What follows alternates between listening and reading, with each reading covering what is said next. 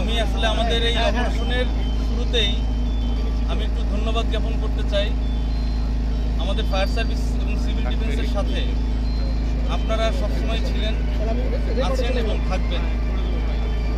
বিশেষ করে সাংবাদিক ভাই বোনেরা এবং আমাদের এই উপজেলা প্রশাসন, আমাদের উপজেলার সাথে যারা যারা অন্যান্য সরকারি সংস্থা, পুলিশ প্রশাসন, আনসার, সেনাবাহিনী, তারপরে আরও বলতে চাই যে সকল মন্ত্রণালয়, একই সাথে আরেকটা কথা বলতে চাই ক্যাব এবং বিমানবন্দর কর্তৃপক্ষ, ইউএস বাংলা, সবাইকে আমি বিশেষভাবে ধন্যবাদ জানাতে চাই।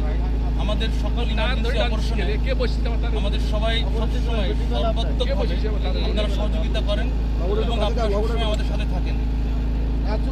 এখানকার স্থানীয় প্রতিনিধি এবং চেয়ারম্যান মেম্বার থেকে শুরু করে সবাই, এবং আরো ধন্যবাদ দিতে চাই আমাদের সাথে যে লোকাল যারা থাকেন তাদের ঐকান্তিক প্রচেষ্টা আমাদের সাথে থাকে।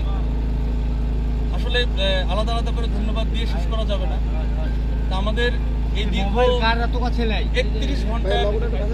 31 ঘন্টার অপারেশন শেষে আমরা শিশু সাজিদকে অচেতন অবস্থায় উদ্ধার করি।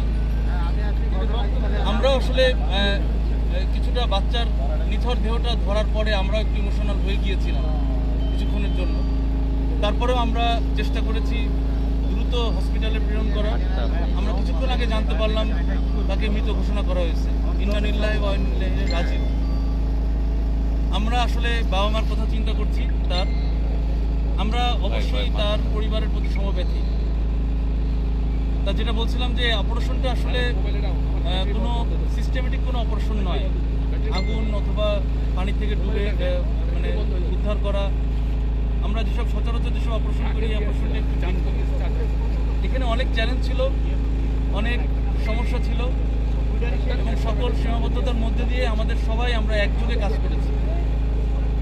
বিশেষ করে ইউনো সাহেবকে আমি ধন্যবাদ দিব আমাদের প্রত্যেকটা মুহূর্তে সর্বাত্মকভাবে সহযোগিতা করার জন্য, এবং অন্যান্য তার সাথে সংশ্লিষ্ট সকল সংস্থা সবসময় সাথে ছিল।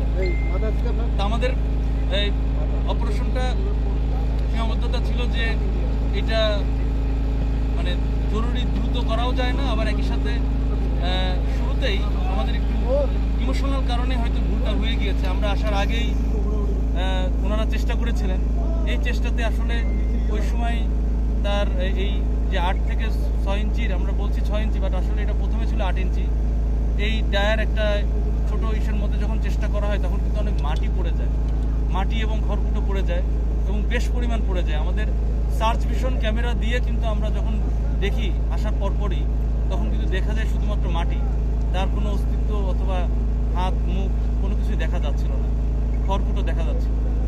তখনই আমরা আসলে ভয় পেয়ে যাই। তারপরেও আমরা চেষ্টা করি যে আমরা মনে ধরেই নিই যে সার্ভাইবিলিটি ঠিক রেখে যেন আমরা কাজ করি।